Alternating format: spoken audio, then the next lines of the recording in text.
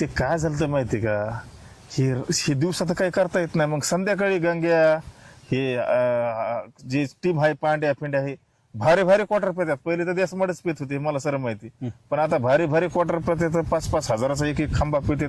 कमी जास्त झाली असन त्याच्यामुळे मग गॅलेक्सीला नेलं.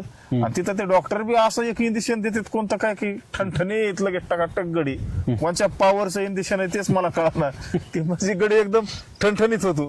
तुम्ही सांगा ना जाताना काय ते उठता येत नव्हतं. 4 माणसं उचलायला लागली. 4 माणसं उचलायला तिथं गेली की आता सलाईन काय कुणाला जन्माला लेकराला सलाईन देते तो झूम करू दाखवते. असलं मोठं इंजेक्शन दाखवते झूम करू. ते इंजेक्शन किती बारीक असते.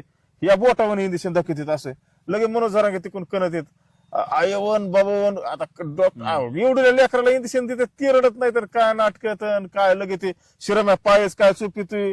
सचिन हावळे असे बोटच काय चुळीतोय. डॉक्टर कपाळच काय दाबितोय असं.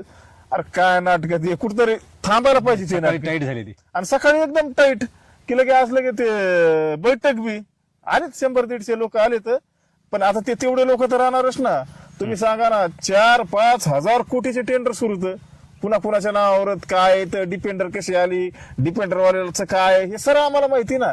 मग प्रत्येक माणसाच्या मागे थोडंफार माणसाचं गोर गरीब समाजासाठी हो लढा राहिलेला नाही. गोरगरीब मराठ्यासाठी ह्यो पैशावाल्या मराठ्याचा लढा आहे. मनोज जरांगेचा जो लढा आहे ना हे गोरगरीब मराठ्याचा लढा नाही. हे पैशावाल्या मराठ्याचा लढा आहे.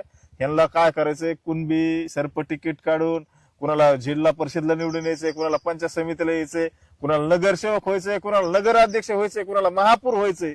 त्याच्यामुळे हाय का हे मनोज जरांगेचा लढा आहे. गोरगरीब मराठ्यासाठी राहिलेला नाही. आणि येणाऱ्या काळात हाय का हे जे बोगस जे झालेत ना हे सारे उघडे पडणार. तर आताच 4-5 जण गेलेत. येणाऱ्या काळात भरपूर जाणार. मी प्रत्येक बाईट मध्ये सांगतोय माझ्या गावात ज्याला गुंठ्या जमीन नाही त्यांचं कोण बी सर्टिफिकेट निघा नाही. आणि ज्यांना 50-50 एकर जमिनीत त्यांचं कोण बी सर्टिफिकेट